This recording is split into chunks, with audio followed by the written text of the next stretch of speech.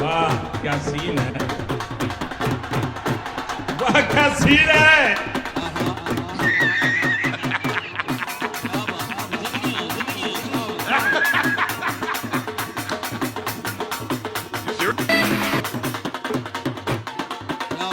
Lobby Khan ਦੇ ਟਾਈਗਰਾਂ ਤੇਰਾ ਅੱਜ ਪਤਾ ਲੱਗ ਜਾਂਦਾ ਹੈ।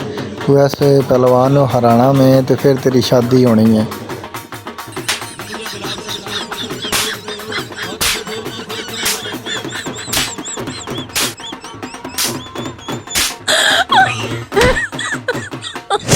Oh my god.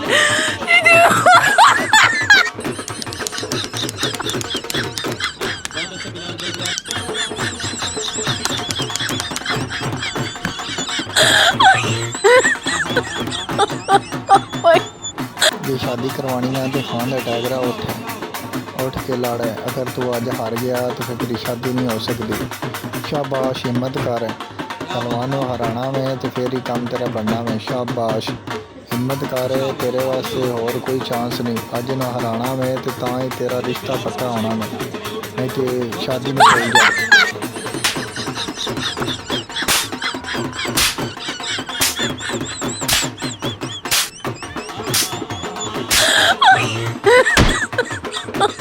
Oh my god. फिर तेरी ना ही समझिए, अगर तू नहीं उठेगा तो फिर तेरा रिश्ता नहीं हो सकता। फिर तेरी ना ही समझिए, फिर समझ के शादी तेरी नहीं हो सकती। और शाबाश हिम्मत कर, जवान बने इन पहलवान को हरा। और शाबाश हिम्मत कर, जवान बने इन पहलवान को हरा।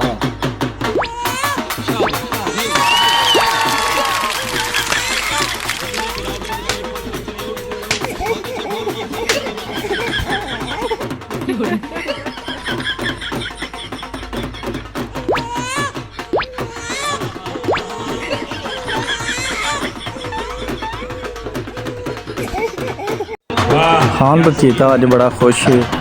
खान दे चीते की शादी हो रही है। मसा मसा खान दे चीते तेरी शादी भी होंगी, उत्थे जाके चवला ना मारी होनी। इन्ना बार बार समझाना तो ते चवला ना मारी। इंसान बन, फिर डांस करन लग गए। आराम नाल जा, अगे तेरा बड़ा मसा रिश्ता लभ्या कि ते करतराए ते पानी ना फिर जी। फिर डांस करन लग गए, उत्थे जाके हुण करी बस कर दे कि कतराए ते पानी ना फिर दी। बड़ी मसा रिश्ता लभ्या। खान दा चीता अज बड़ा खुश है, अपने तो बाहर हो रहा है ते बरात लैके जा रहा है अगले दे घर, दुल्हन दे घर। ते अपने जज्बात नूं बिल्कुल नहीं कंट्रोल कर रहा। देखो डांस कर रहा है। ते सब दोस्तों ने लाइक करना है, कमेंट करना है, वीडियो नूं तुसीं सबसक्राइब भी करना है। हुण असीं दुल्हन दे घर जांदे पे। खान दा चीता देखो बड़ा खुश है। हुण असीं दुल्हन दे घर जांदे पे ते उन्नी देर तक सारे भाई सानूं लाइक कर दिओ, शेयर कर दिओ, सब्सक्राइब कर दिओ। ते ओह देखो पीछे आवाम जंज भी लुटदी पई है। खान दे चीते छापरां पैसे पाए ने छापर च अगे। आंदा मैं दुल्हन ते उत्तों वार के ते सटने ने। हुण असीं दुल्हन दे घर पहुंचण ही आले हां ते हुण इत्थे बरात रुक गई है। और हुण खान दे चीज़ें असीं समझांदे पे कि उत्थे जाके चवल ना मारी, अगे बड़ी मसा रिश्ता लग्या। हुण असीं घर आ गए दुल्हन दे। इत्थे हुण असीं डांस कर रहे हैं, छोर ढोल वाला भी करन लग पे। और खान का चीता भी फिर पीछे लग पे। ना क्या किसी ना चवला मारी उत्थे जा। उठ पो खान दे चीते, उठ पो, की बनया तेनू? उठ जा। और अभी तो रुको, क्लाइमैक्स अभी बाकी है। ते उन्हां नूं लाभ पड़ानी है।